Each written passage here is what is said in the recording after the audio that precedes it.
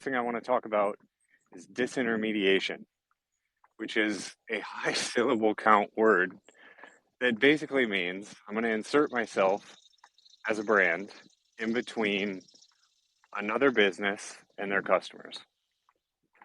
So let's use an example. First example that comes to mind is an old famous line that Steve Jobs said, which is, I'm going to offer Windows users a glass of ice water in hell, which was his way of describing the iTunes experience on a Windows machine, which would attract traffic for him from the Windows operating system and drive it to the Apple ecosystem. And so and the company Apple put iTunes on Windows machines in order to sell more iPods and iTunes music. And so it was a really sharp wedge into that market. And it's still playing out to this day with Apple Music on the iPhone. So what's another example? Well, basically, if you can think of anything where a brand puts themselves in front of another brand, another way to think about this is aggregation. So Netflix, right? Netflix is a major entertainment distributor. They sell movies for a subscription price. When they first started, they weren't making original content. They were just purchasing the rights to other movies and putting it on their service. So in the beginning, they just sold, a subscription to rent a DVD for a short period of time. And that's why they called it Netflix. So it's super interesting, right? So you could potentially do the same thing for your customers, your brand. And it's all about this principle that we've developed at everettadvisors.com, which is very simply to keep it open and curate for quality. So what does that mean? Keeping it open is essentially not gating access to content. So I'm not going to charge you up front to get access. I'm going to leave it open, and thereby I leave it open to the entire internet. So we're encroaching on 8 billion people on the planet. About 5 billion of those people are on the internet, and about 2 billion, 3 billion are on Facebook properties.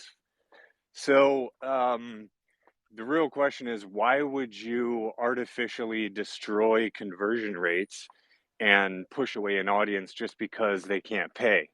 Over time, if you keep creating value at any price point or at any product or any service, over time, those people will convert into subscribers. Sure, some won't, but if you keep that base number super large, then really what you need to do is you need to curate for quality, right? So keep it open is the first half of that. Curate for quality is the second half of that. So what does it mean to curate for quality? Well, take an example from the talent networks. So these would be places like TopTal, like Brain Trust, like Crosslake, 10X Management, any place where the talent can basically add their profile to a marketplace and then have other people come in and take a look at it. So TopTal, their curation, they say it's like the top 3% of talent on the internet for, let's say, software-based services. So engineers, product managers, designers, finance folks, etc. You could use another example. So these subscription boxes that became popular over the last decade, essentially what they did is they said, we'll charge you X per month, say $30, and we're going to send you like a bark box or a box of beauty supplies, things for your dog, things for your kitchen, things for home. That turned into meal kits, right? So they essentially would curate ingredients for you to make your own meal at home, and then they would charge you for it. So that became very big. So by virtue of this curation and that sort of quality, you could assume like a music playlist would be a curation of popular music songs. Like Now We Have Music, right? So go to everettadvisors.com/music, you can see an example of this playing out. Um, and so it becomes super interesting, right? Because once you curate for quality, then you have uh, like this small group of things that then create a disintermediation effect for the underlying service. So the example that I created for Everett Advisors was I created music playlists on top of Apple Music. Apple Music has, gosh, I don't know, 30, 50, 100 million subscribers, right? And probably tens of millions of tracks. So I put a theme around that, either emotion, a task that you wanted to do, and grabbed 10 to 30 songs, right? So by doing that, I then gave that to you for free. And then now I established a relationship with you in between Apple Music, in between the artists themselves. So I created a new wedge into the market where I have a relationship with you as the customer. You may already be subscribing. Once I do that, then I can start to capture your attention. I can capture your email address.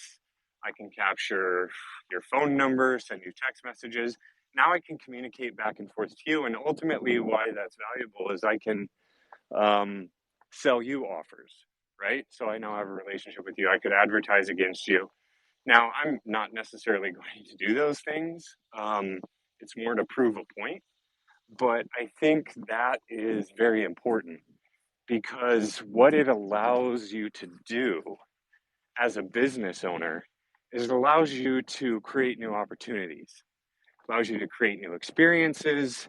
And I think as we move forward, these experiences become super duper valuable. So I think it was Visa or MasterCard, their CFO. If you read CFO Daily, it's a newsletter. They interview CFOs from some of the biggest brands in the world. You can get an early read on where these big brands are focused, where their attention is.